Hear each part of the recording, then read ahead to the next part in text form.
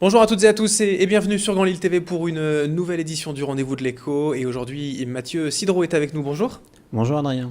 Alors, vous êtes le directeur du développement de l'Institut Pasteur de Lille avec vous. Mhm. Donc, on va parler durant les 6 prochaines minutes de l'actualité, mais également des finances, entre guillemets, de l'Institut Pasteur. Déjà, rappelez-nous un petit peu votre premier rôle aujourd'hui.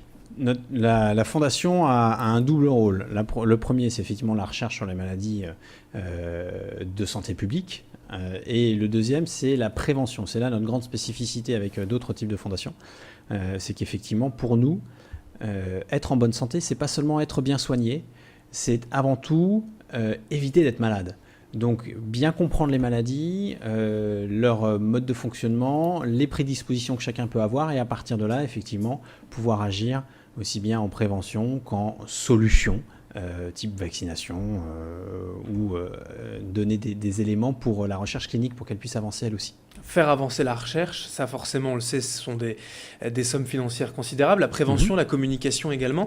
Alors comment on fait pour récolter cet argent aujourd'hui? Vous travaillez comment? Alors aujourd'hui, on doit trouver chaque année 75% de notre financement par nos propres moyens. Il y a 25% de subventions publiques. Le reste est issu des travaux en interne, donc soit des contrats de recherche, qu'ils soient privés ou publics, soit des sous-traitances ou l'accompagnement de certaines entreprises sur des développements de produits. Ils viennent faire appel à notre expertise. Et donc cette expertise, elle est facturée.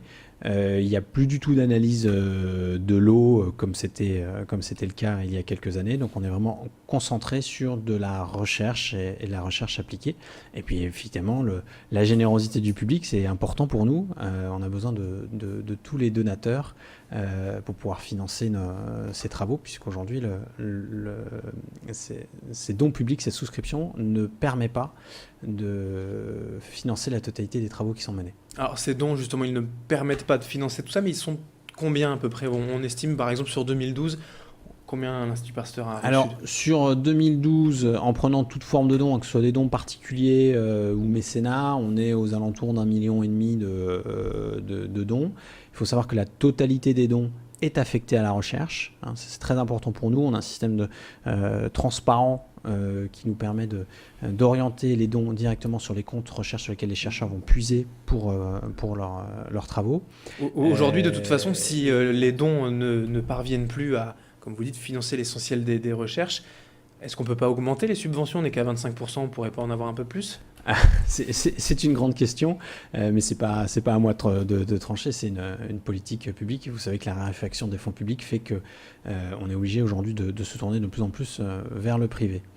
Alors vers le privé, pour évoquer un petit peu ce qu'on fait, ce qu'on parle dans l'actualité de l'Institut Pasteur, il y a le rapport de l'IGAS qui vient de paraître, qui met en cause la gestion, le financement, la communication de l'Institut Pasteur, mais il y a un mot à préciser quand même, ça concerne Paris, c'est pas vraiment Lille dont on parle. Alors, effectivement, ce rapport ne nous concerne pas, ne nous vise pas.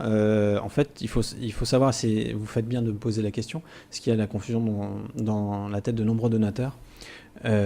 L'Institut Pasteur de Lille et l'Institut Pasteur qui se trouve à Paris sont deux fondations indépendantes financièrement et juridiquement.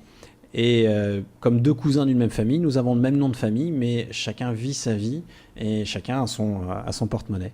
Donc nous sommes heureux de nous retrouver au sein du réseau des Instituts Pasteur, qui est une grande communauté qui facilite effectivement le développement des travaux de recherche, mais il n'y a pas d'incidence sur la gestion. Notre gestion est complètement autonome et indépendante de ce qui se passe à Paris. Ouais, donc, ce dont on peut entendre parler donc, dans l'actualité nationale, il ne faut pas craindre quelconque gestion malencontreuse pour Lille en tout cas. Non. Et je sais que j'ai des milliers de donateurs qui se trompent, qui pensent soutenir Lille en faisant un don à l'Institut Pasteur. Et voilà. peut-être inversement d'ailleurs.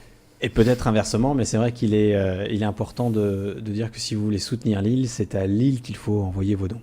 Sur le site d'ailleurs qui s'affiche sur l'écran, pasteur-lille.fr. C'est exact. Dans l'actualité également, on va parler de l'ISF, l'impôt sur la fortune. Oui. Au niveau des dons, de la défiscalisation, ça va bientôt se terminer dans les prochains jours. Oui, effectivement, fin mai, première tranche, et puis ensuite pour d'autres patrimoines, ce sera mi-juin. Nous sommes une fondation reconnue d'utilité publique, et donc à ce titre, tous les dons qui sont faits dans le cadre de l'ISF sont déductibles à hauteur de 75%. du montant du don. Mais c'est aussi valable pour les particuliers qui ne sont pas assujettis à l'ISF. Effectivement, 66% du montant du don est déductible des impôts.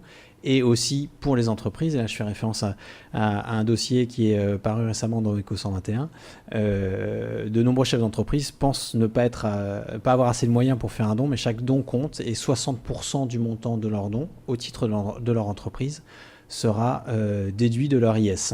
Donc il faut préciser donc, pour tous ceux qui voudraient donner par rapport à l'ISF qu'il faut se dépêcher. Exactement, oui.